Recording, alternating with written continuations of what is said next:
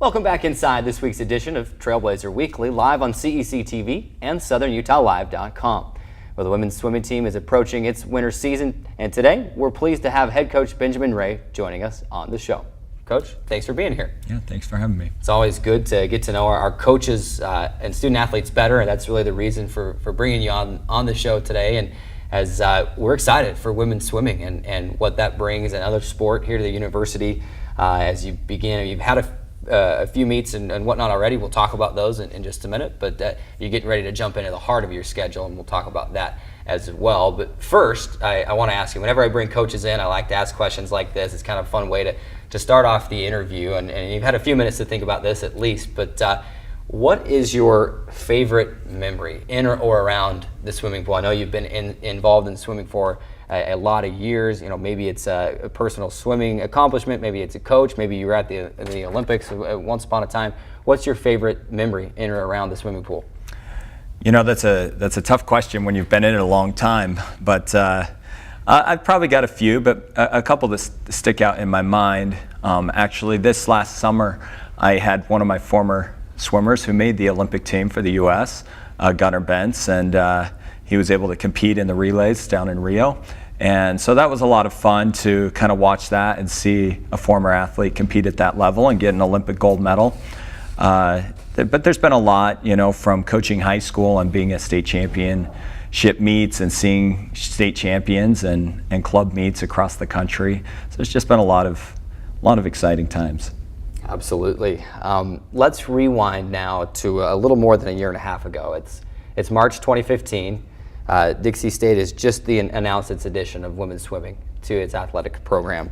Of course, at that time, they still needed a coach. They were beginning that search for a coach. Where were you at the time? What were you doing? And were you immediately interested in the position upon first learning of the need for a coach? Well, that's kind of an interesting question because I'm still only a part-time coach, and so I still have a day job. And that job right now is managing the Washington City Community Center. So I had a little bit of a heads up where we don't have current facilities on campus, and I knew that they were kind of exploring where they might house such a program. So I kind of heard about that, and I spent most of my career coaching, and so I was immediately interested in that opportunity. And so when that came up, I put my hat in the ring, and here we are today. Of course, I've always admired that. You mentioned that, you know, you're a part-time coach here and then full-time job elsewhere. I've always admired your ability to be able to manage time. There's a few other coaches like that on campus, I know. It's amazing what you guys do to dedicate yourselves to be able to have the success on the athletic side and then still work your full-time job. But the other question I had about that was, why Dixie State? I know that you attended Dixie State. It's been a while back now, but got an associate's degree here on campus. But why Dixie State? I think at the point that I was at, I really was intrigued by having a new program, something where you could come in, really develop it, make it your own. I had the opportunity to be a high school head coach before, spent a lot of time previously coaching, you know, in college and club levels, but I was intrigued by that opportunity to come in and start this new program and really see what we could do for the university, and really excited for the opportunity of more athletes within the state to be able to have the opportunity to compete collegiately. And that rolls right into my next question perfectly. Since being hired in June 2015 is when they announced your addition to our staff here at Dixie State. I mean, you went to work immediately building a team, getting them ready to compete this fall and into this winter. What has the last year and a half been like for you? You mentioned you're working the two jobs, and then you're building a brand new program from the ground up, and it sounds like you've enjoyed the challenge. No, it's been great. I think it has been really a challenge. I think that's the best way to put it. When you come into a position and there's really no preconceived notions about what it's going to be, and you don't know what the response will really be as you're starting that new program. But I think the commitment from the university has been great right from the beginning, giving us a full year to kind of get things organized, to get athletes into the program, And I just look at other programs that are entering their first year, even within our conference, and they're definitely having a little bit more of a challenging time, where I feel like the commitment of the university has really helped us to at least jump in there and have some early success. And you touched on this a little bit, but how excited were you at the prospect of the challenge of building your team and not just inheriting, a team from somebody else? Yeah, that's probably the number one reason why I'm here today, is I wanted that opportunity to build something. I think all of us want the opportunity to see what we can do and, what we're capable of. And, coming in at the ground level, the buck stops here, essentially. Everything that you do is new, and there's only one person to look back at when things go right and when things go wrong. Let's talk about this year's team. You put together a great team in the year that you've had to build that team. 17 swimmers total on the roster, including 14 freshmen, which is probably not that uncommon when you're building a team from scratch. And it's a young but talented squad. Just talk to us about some of the swimmers, who should be familiar with, and who are we those names that we're going to hear about as you jump into the heart of your schedule.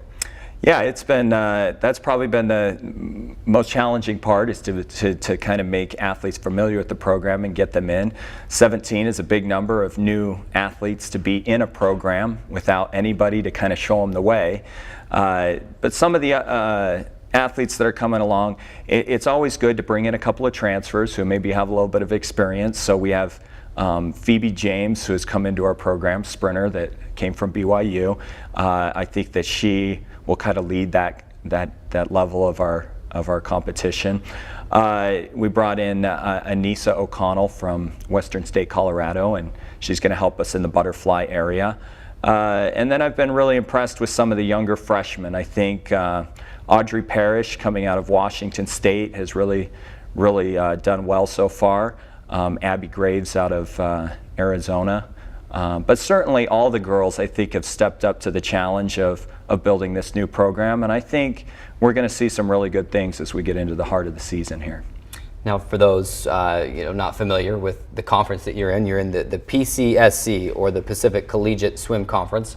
That actually includes 2 Division I schools, at least as far as their other sports are concerned, Loyola Marymount and Pepperdine.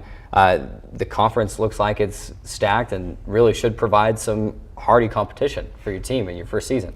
Yeah, it's definitely a tough conference to come into. Last year there was 5 teams in the conference within the top 30 ranked nationally, including UC San Diego, who finished 3rd last year at NCAA championships. So I think right off the bat, that's going to give us a lot. It's a lot to work for. But there's certainly, I think, a good mix in there that, they've been very welcoming to us coming into the conference, and I think it'll give us a good avenue to kind of jumpstart the program. It's been a few weeks ago now, but you opened your season at the PCSC Relays and then the pentathlon the day after in October. 6th place finish in the relays on day 1, then some good individual stuff on day 2. But that's what we've seen in the recap and whatnot. Fill us in on the details in between from that first opening weekend. How did that weekend go competing in your first event as a program? Yeah, I think it was a good place to start. It had a lot of the conference teams there. It gave us a good opportunity to kind of see what the competition would be like. And for all except for 2 of the girls, this is their first collegiate experience, and so that was certainly a challenge as we kind of tried to work our way through it. On Friday for the relays, you could definitely see that we were a young team who needs a little bit of experience, and just being one of the smaller teams, I think that puts a little bit of pressure on you. Certain things you talk about as you start a new program. We're not used to swimming outdoors. There's a lot of outdoor venues in California, and so that was kind of a unique environment for us. And it was a little bit warm for our liking. So I think that made it a little bit challenging. But I think that the athletes really did well and kind of started to grasp what we're looking to get out of them.